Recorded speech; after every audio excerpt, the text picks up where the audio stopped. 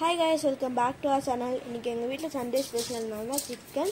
இன்னைக்கு நம்ம என்ன பார்க்க போறோம்னா சிக்கன் கிரேவி மாதிரி எப்படி பண்றதுன்னு பார்க்க போறோம். ஃபர்ஸ்ட் நம்ம தேவையான அளவு எண்ணெய் ஊத்திக்கணும். எண்ணெய் காஞ்சதுக்கு அப்புறம் நம்ம கடுகு போட்டுக்கணும். கடுகு நல்லா பொரிஞ்சு வந்ததுக்கு அப்புறம் நீங்க கட் பண்ணி வச்ச கொத்தமல்லி நீங்க எடுத்து போட்டுக்கலாம். அதுக்கப்புறம் இந்த பக்கம் குழம்பு ரெடி ஆயிடுச்சுனால இந்த பக்கம் குழம்புக்கு கொஞ்சம் போட்டுக்கலாம். நம்ம கொத்தமல்லி வந்து நல்லா வதக்கி விட்டுக்கணும். கொத்தமல்லி வந்து நம்ம நல்லா வதக்கினதுக்கப்புறம் அது வதங்கினதுக்கப்புறம் நம்ம கொஞ்சமாக எவ்வளோ தேவையோ கட் பண்ணி வச்சு வெங்காயம் போட்டுக்கலாம். இப்போ நம்ம வெங்காயம் போட்டாச்சு. வெங்காயம் போட்டதுக்கப்புறம் உங்களுக்கு தேவையான அளவு தக்காளி கட் பண்ணி போட்டுக்கலாம். தக்காளி போட்டதுக்கப்புறம் சிக்கன் மசாலா தூள் போட்டு நல்லா வதக்கிக்கணும்.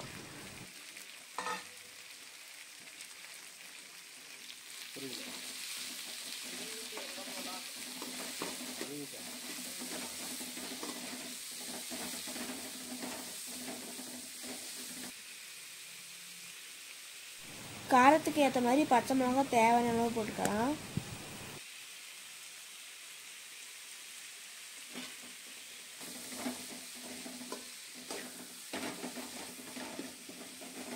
நல்லா வணங்கணும். இதெல்லாம் வணங்கினதுக்கப்புறம் பக்கத்தில் சூடான கொதிச்சிட்டு இருக்க குழம்புல ஒரு 2 கரண்டி எடுத்து ஊற்றுனதுக்கப்புறம் எல்லாம் மிக்ஸ் பண்ணிக்கணும். இது நல்லா மிக்ஸ் பண்ணால் கிரேவி மாதிரி வரும். நல்லா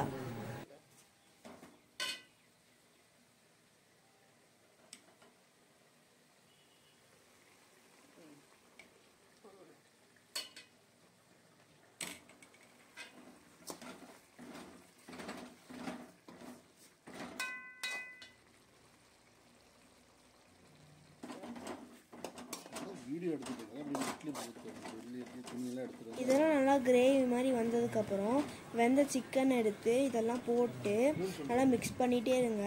மிக்ஸ் பண்ண கிரேவி மாதிரி வந்துருக்கும்.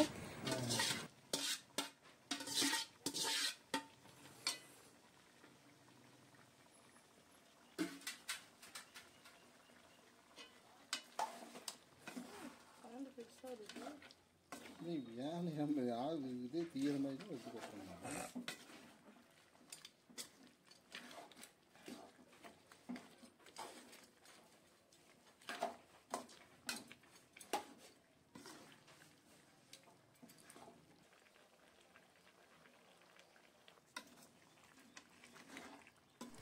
இதோட சூடாக சாப்பாடு போட்டு சாப்பிட்டிங்கன்னா சூப்பராக இருக்கும்.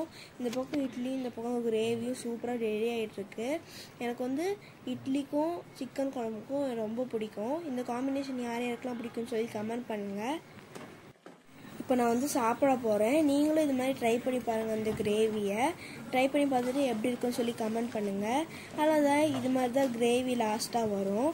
பாய். இந்த வீடியோ பிடிச்சிருந்துச்சுன்னா லைக் பண்ணுங்கள், ஷேர் பண்ணுங்கள், சப்ஸ்கிரைப் பண்ணுங்கள். நெக்ஸ்ட் வீடியோவில் பார்க்கலாம்.